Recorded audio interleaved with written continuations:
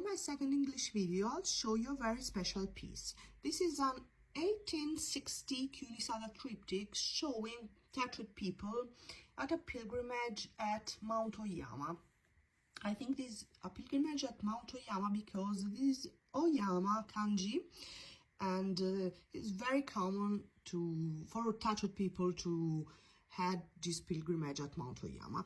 But this ukiyo-e, this is an original ukiyo-e, is very particular due to the signs of Horiiwa in the tattoo on this person. And this is one of the two examples I find in my studies showing a sign of the tattooer in a ukiyo-e. And this is ononokomachi, and I think they are sakura flowers. So I'll talk you about Meiji tattooers and Horiiwa. Meiji Jidai, especially in his first years, signed a big develop on Japanese tattoo despite the ban of the government. Tattooers began to research more and studying the right inks and needles to use the composition, and began to draw more and more to study. And about the master who preceded this bloom of Horimono, we could remember Karakusa Gonta, who is very good using red ink, or Daruma Kin, who works also as a barber and was famous for his skills on bokashi, the shades, and defines of the details of his works. Charibun of Asakusa, Yatsuhei of Matsushima, Horitsun and Horiichi, the master of Shodai Horiuno. That time, the tattoo was a job, and the people who decide to begin a path of became a Horiishi also did other jobs, most from artistical ones, but nobody could teach them how to tattoo, so they tried to his own skins on their customers. The tattoos as a job, the tattooer as a jobs born in the Taisho Jidai, so from the 13th July of the 1912 to the 25th December of the 1926.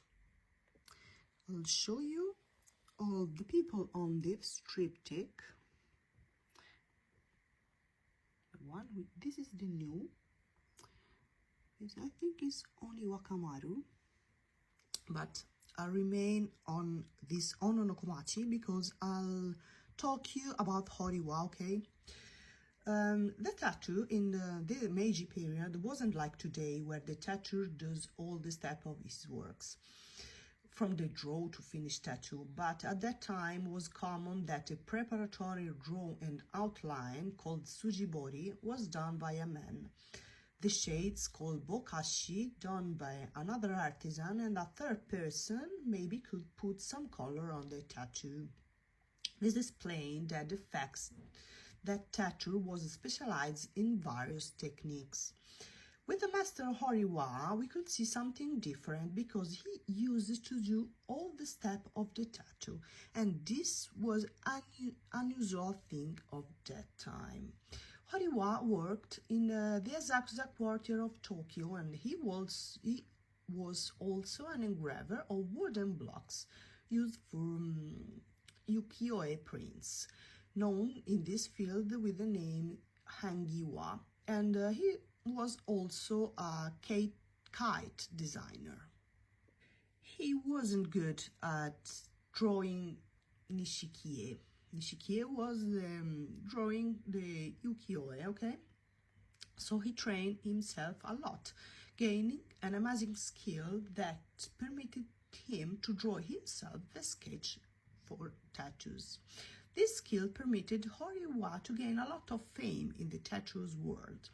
As a skilled painter, he does a lot of human figures from ukiyo-e, and his style was out of ordinary, solid, and very similar to kites, to takoe drawings, kites drawings.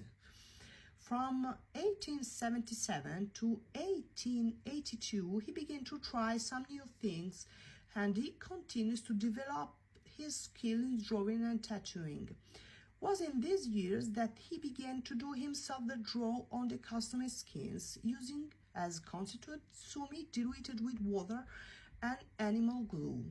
With the help of draw as the modern stencil, he does sujibori and bokashi. We must remember that today is a custom that tattooer does all his steps himself, but in the Meiji period, as said, the stencil was unusually done by other artisans, usually the same that draws ukiyo-e prints. From 1882 to 1887, Horiiwa continued to experiment and began to use a technique which uses black bokashi under the red color to give more three-dimensionality to the scene tattooed. Horiiwa became famous doing himself all the steps of tattoo as today, but until the time of Shodai Horiuno, the one of best Japanese master, he remains the only ancient tattooer to do that, and the beauty of these works also remembered by Horiuno II, the pupil of Shodai Horiuno. And Tamabayashi, in his writings, told us that in the Meiji years, all the people knows Horiiwa, and Tamabayashi himself in the 1891, when he was 16 and began to interest in the tattoo world, saw a tattoo done by the master Horiiwa in his last years at the center, depicting the ghost of Seigen and Sakurahime. Tamabayashi frequented this center, was hidden by the beauty of the tattoo, who was done on the skin of a carpenter, and told us that he was impressed into these fine details and the solid bokashi like takoe, the figures on the Japanese kite. The contour of the Seigen ghost was nebulous, and the red details on the Sakurahime's robe was absolutely beautiful, as remembered Tamabayashi. And Tamabayashi also said that we could see well the tattoo was done by a single artisan. Horiiwa dies on the 1893, and at that time has two pupils, Kyuta, who was very good at sujibori, as solid as his master does, and Nekokichi, skilled in the bokashi. Maybe Nekokichi was as famous as his master because the particular of a sign depicted in a tattooed person in an ukiyo-e is a very particular thing, and so maybe this could be a sign that this master and his pupil Nekokichi was so famous at that time, because this is the only one example of the sign of Horiiwa in an ukiyo-e. This triptych is the only ukiyo-e that's showing the Horiiwa sign, but in my studies I only found two examples of a sign of a tattoo in an ukiyo-e person tattooed. The one is Horiiwa, and the other one is in another picture I was looking for, showing a work signed by Nekokichi.